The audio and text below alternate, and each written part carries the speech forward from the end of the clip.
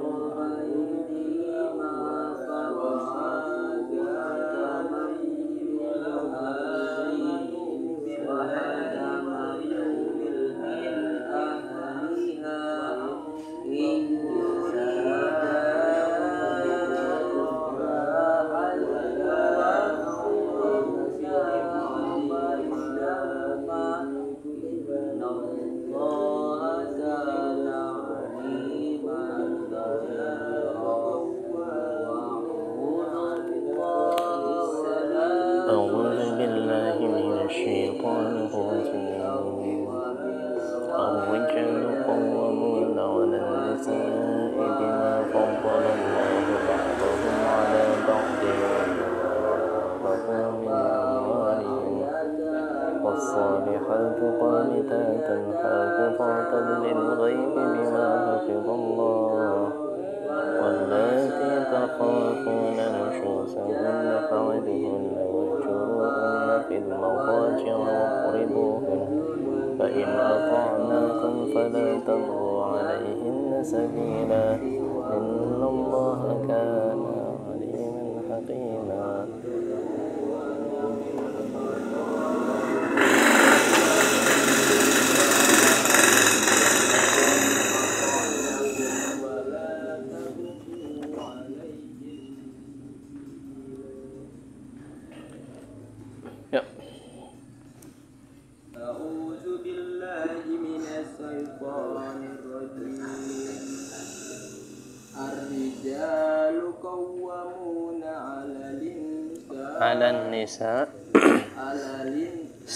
على النساء بما فضل الله بعضهم على بعض وبما أنفقوا من أموالهم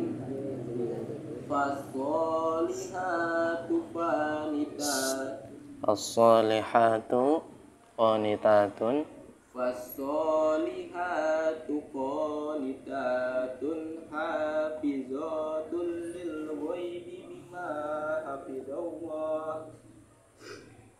Wallati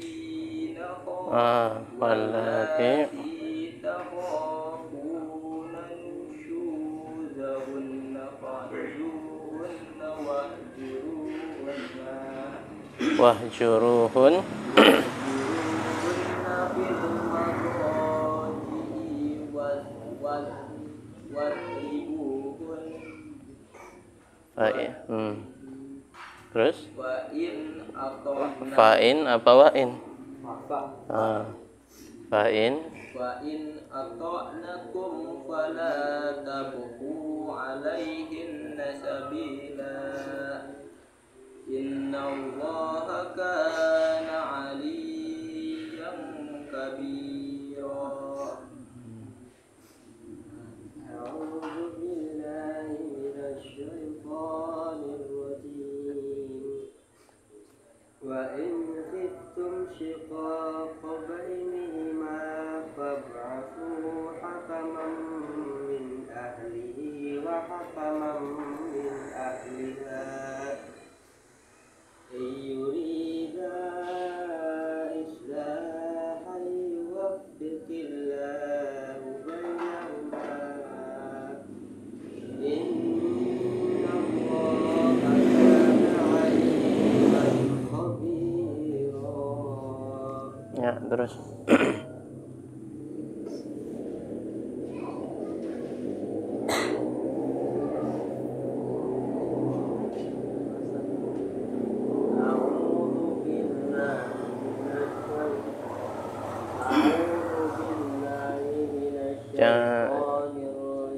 jangan main kamera ya, nanti nggak kusuk, kasihan.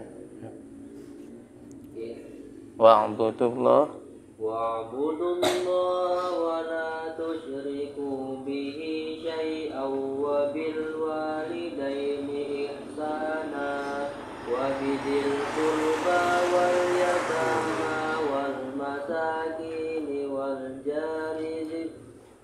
jari dzil qurba wal jaril junubi was-sahib bil jambi wa banis sabili wa ma malakat aymanukum innallaha la yuhibbu man kana mukhtalan fakhura.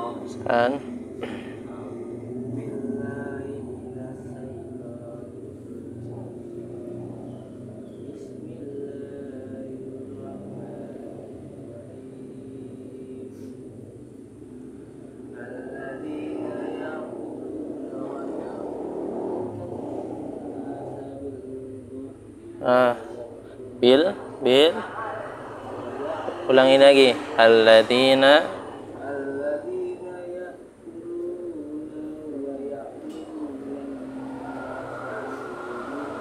bil birri apa burri?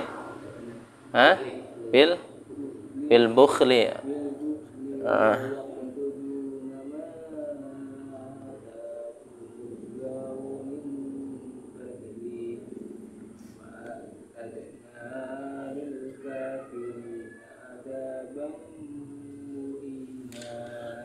Ya Pak Bahrun, satu ayat aja.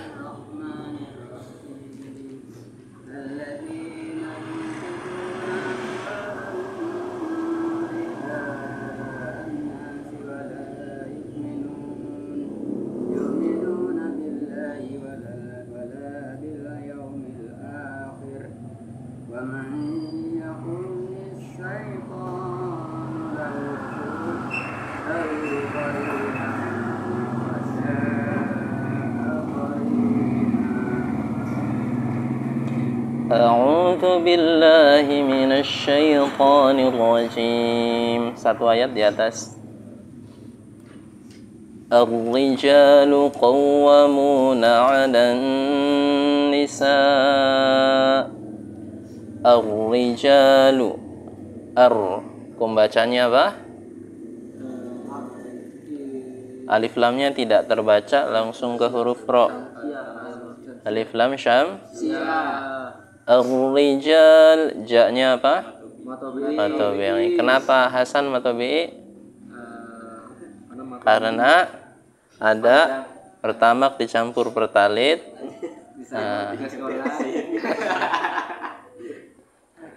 Karena fathah bertemu dengan alif. Ar-rijalu qawwamuna 'alan nisa 'alan. Ini apa? Sama alif lam syam. Karena ada alif lamnya. Sudah sedikit aja sekilas. Kita lanjutkan terjemahan surat Al-Baqarah yang kemarin. Surat Al-Baqarah ayat 10. Ya, benar. Fi qulubihim. A'udzu billahi minasyaitonir rajim. Bismillahirrahmanirrahim. Fi qulubihim, di dalam. Di dalam. Qulubihim, qalbun mereka. Di dalam qalbun mereka. Maradun, suatu penyakit. Maradun, suatu penyakit. Fazada, maka fazada menambah. Humullahu, maka Allah menambah terhadap mereka. Maradun, penyakitnya. Walahum, bagi mereka, dan bagi mereka azabun, azab bahasa Indonesianya apa? Siksa boleh juga ya. Azab atau siksa. Ya. Lebih tepat siksa kali ya. Siksa. Tapi kadang-kadang azab juga dipakai bahasa Indonesia ya. Azab. Ya, azab kubur, azab penggali apa aja itu di Indosiar. Azab rokok. Azabun, azab, alimun, menyakitkan. Alimun, menyakitkan. Kalau alim artinya itu menyakitkan atau sakit. Kalau ilmu siapa? Kalau alim itu orang yang alim, orang yang pintar, orang yang pandai. Beda ain doang sama alif, hati-hati ya. Kalau alim sakit. Anta alim? Naam. Kamu sakit? La, ana alim. Ana alim, saya orang alim ya. Awas. Alhamdulillahi rabbil pakai pakai ain. Jangan alamin ya. Awas.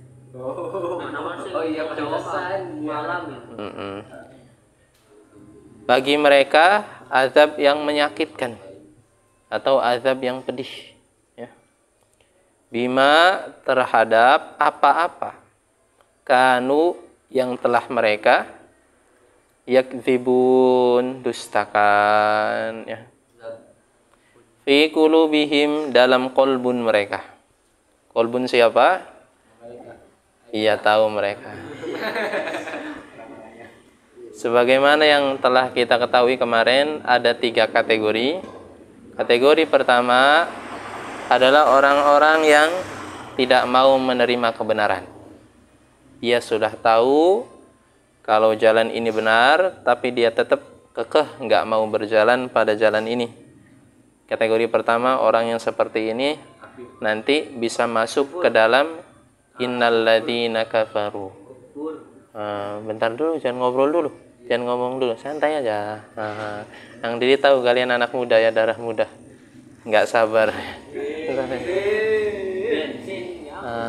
Ya. Kategori yang kedua, di atas kategori golongan yang tidak menerima kebenaran, yakni orang-orang yang menghalangi berlangsungnya kebenaran. Ya. Dia juga termasuk ke dalam surat Al-Baqarah ayat ke-6, innalladzina kafaru sawa'un 'alaihim Ya. Jadi yang pertama orang yang tidak mau menerima kebenaran, yang kedua orang yang menghalangi jalannya kebenaran. Yang ketiga yang paling parah adalah orang kafir. Dia yang memproklamirkan diri tidak mau menerima Islam. Ada 3 kategori ini. Disebabkan karena apa? Disebabkan karena dalam kolbun mereka ada maradun, penyakit. Menurut para alim ulama, penyakit ini ada 3 ikhtilaf. Penyakit yang pertama ada maradun, itu maksudnya adalah riya.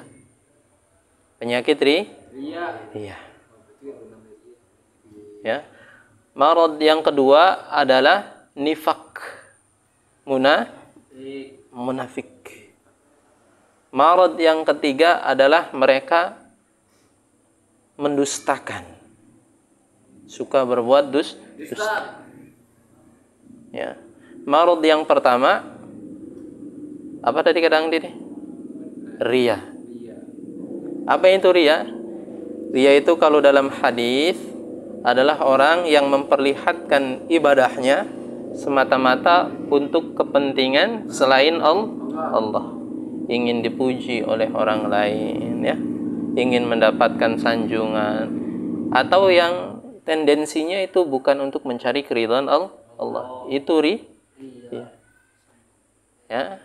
Sombong dalam perihal agama. Kemudian juga riya juga awalnya kita ingin jamaah nih. Tiba-tiba di jalan ini ada cewek. Karena khawatir ya cewek itu nanti nganggep saya gimana, akhirnya kita nggak jadi jamaah. Itu juga awas, hati-hati masuknya riya. Orang yang membatalkan ibadah karena sebab bukan karena Allah, ya, bukan karena udzur syar'i, itu juga termasuk riya. Hati-hati, ya. Yang kedua adalah nifaq, munafik. Makanya nanti di ayat selanjutnya wa idza qila lahum, ya. Bentar dulu kata Ang Didi, santai. Santai, jangan dipotong dulu. Minum bensin kayak gini. Ya. Wa idza laqul ladzina amanu qalu amanna, nanti di ayat selanjutnya. Apabila mereka bertemu dengan orang beriman, mereka berkata, saya iman.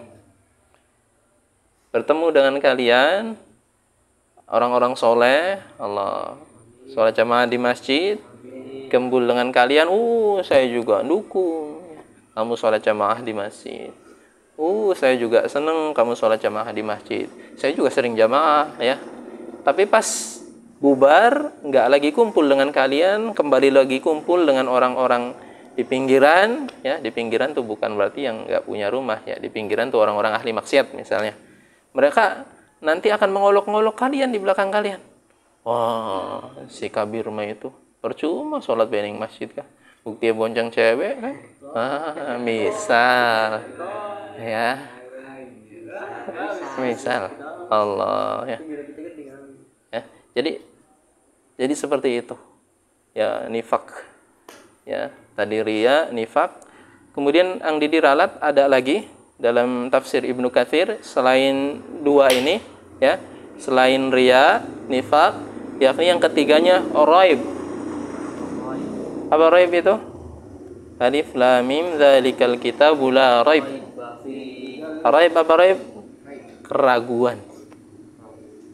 Jadi dalam hatinya itu karena ada keraguan-raguan, ya, tentang iman terhadap Allah, tentang agama Islam, sehingga timbul dalam hatinya mereka sekedar ibadah itu untuk kepentingan disanjung orang saja. Yang penting kelihatan soleh saja. Awas, hati-hati. Kita ibadah nih karena Allah, bukan karena mau kelihatan soleh saja. Hati-hati. Ya, kita ibadah karena Allah, sholat jamaah kita karena Allah, ngaji kita karena Allah, ya, bukan karena ingin pencitraan kelihatan soleh. Nanti setelah itu, setelah riya, masuk ke dalam penyakit yang lebih parah, nifak. Jadi orang yang munafik. Ya. setelah ketiga penyakit ini ada dalam hati seorang hamba, maka apa ujung-ujungnya? Fazadahumullahu marada. Karena telah ditutup matanya, penglihatannya, telah ditutup pendengarannya, hatinya ditutup, maka penyakit itu semakin ditambah oleh Allah. Kenapa Allah tambah terhadap mereka? Karena mereka merasa senang dengan penyakit tersebut. Ya. Iya. Mereka asyik dengan penyakit yang tiga itu. Mereka ibadah cuma pengen disanjung doang. Ya. Mereka kumpul dengan orang-orang soleh, di depannya doang baik, tapi di belakangnya mengolok-olok. Ya, hati-hati. Ya. Maka ujung-ujungnya apa? Walahum adzabun alim. Hati-hati, bagi mereka akan mendapatkan siksa yang pedih. Terhadap apa? Bima kanu yakdzibun, karena mereka dustakan ya. Orang-orang mukmin beramal mereka dustakan. Ayat-ayat Allah mereka dustakan. Allah a'lam bishawab. Hal hunaka soal, ada pertanyaan? Ya, singkat saja. Tanya jawab silahkan. Kita diskusikan di sini. Kang Hasan? Mangga.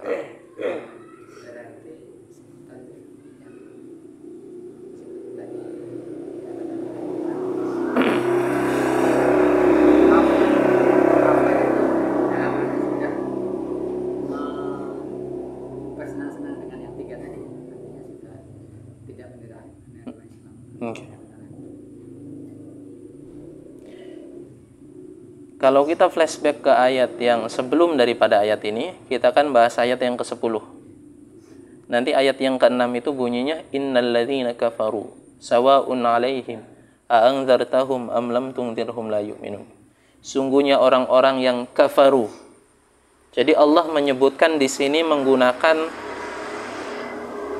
fi'il madhi, kata kerja yang telah dilakukan, bukan menggunakan fa'il atau subjek.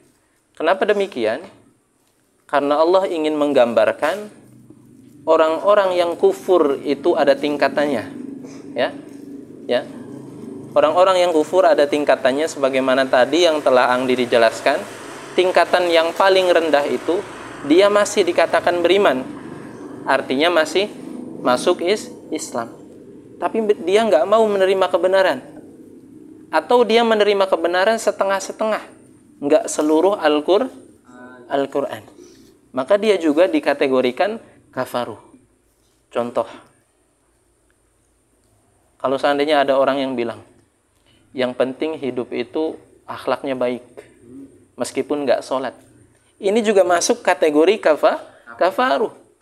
Karena dia mengimani ayat yang sebagian dan tidak mengimani ayat yang sebagian. Karena dalam Al-Quran kita diperintahkan untuk sholat.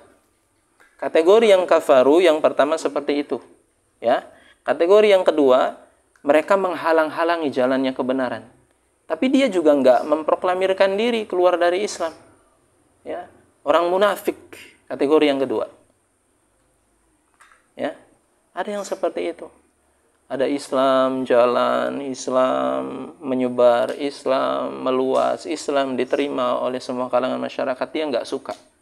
Dia berpikir bagaimana caranya untuk menghalangi.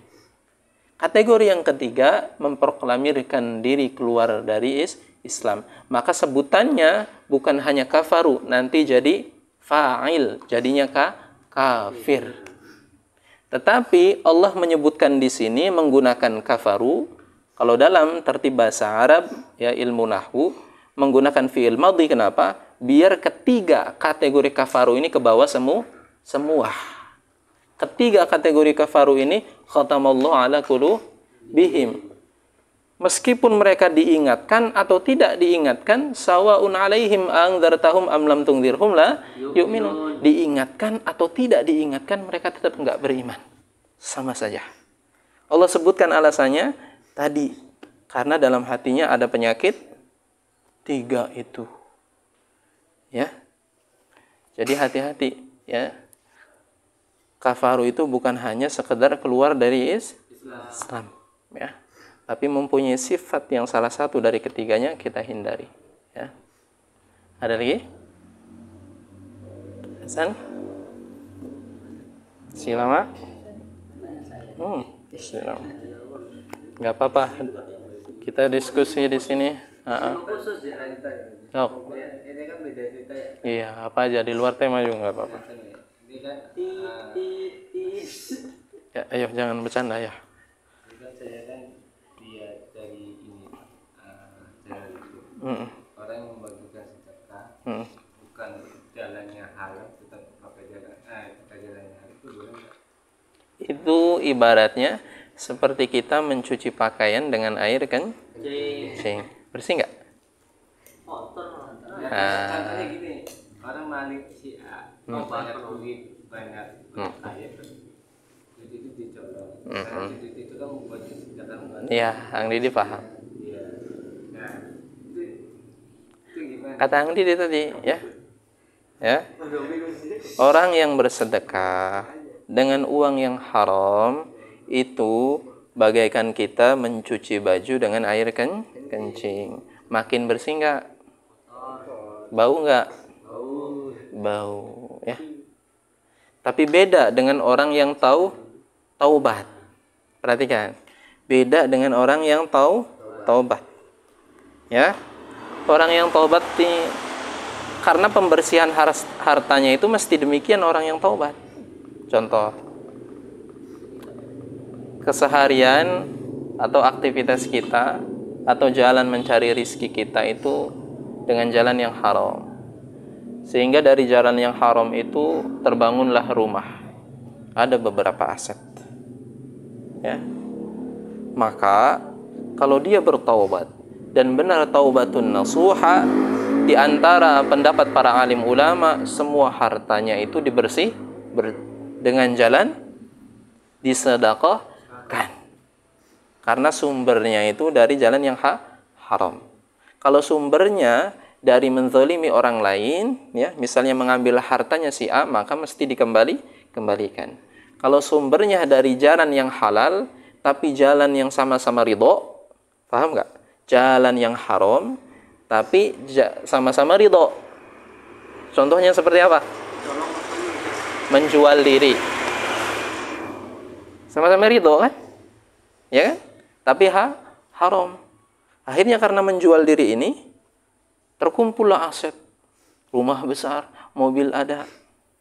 Maka konsekuensi orang yang mengumpulkan dengan jalan seperti ini, kalau pengen taubatnya benar-benar diterima oleh Allah Subhanahu wa taala, semua asetnya serahkan untuk kepentingan agama Islam. Apa janji Allah? Man taraka syai'an lillah abdallahu khairan min. Barang siapa yang meninggalkan sesuatu karena Allah, Allah akan menggantinya dengan yang lebih baik. Makanya percuma kita ngumpulin harta dengan jalan yang haram. Karena taubat, kita serahkan semuanya. Ya. Kalau taubatnya setengah-setengah, nggak diserahin hartanya gimana? Jangan salahkan, nanti di yaumil hisab tetap dapat hitungan. Dari mana harta yang kau dapatkan? Tetap kan akan menjadi beban nanti di yaumil hisab. Nah, jadi beda antara orang yang bertaubat tadi dengan antara orang yang sedekah. Kalau dia memang berniat, ya, ingin mensejahterakan fakir miskin, ya, tapi dengan jalan mencuri ke orang-orang kaya, ya, itu bagaikan ya mencuci baju dengan air kencing, ya. Meskipun mungkin secara logika dia menegakkan keadilan dan kebenaran, seperti yang terjadi yang dilakukan oleh siapa? Ceritanya Wali Songo.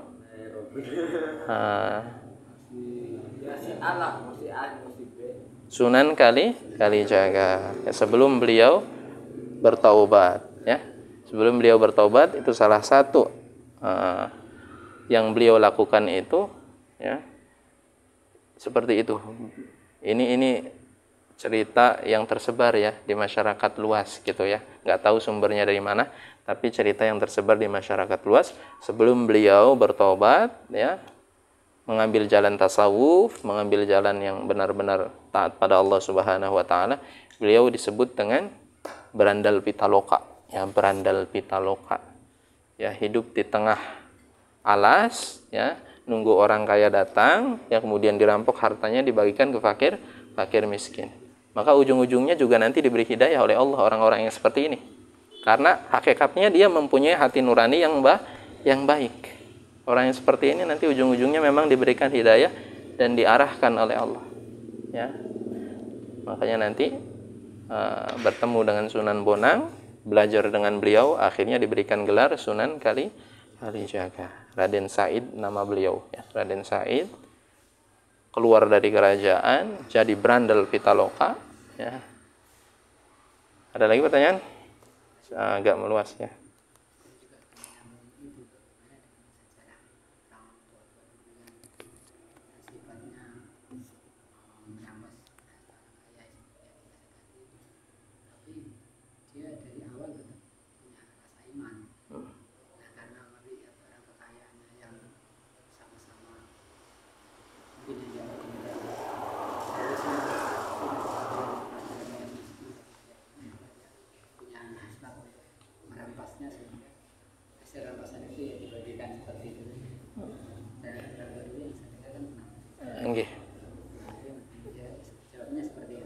Sebenarnya jawabannya seperti itu ya, sama.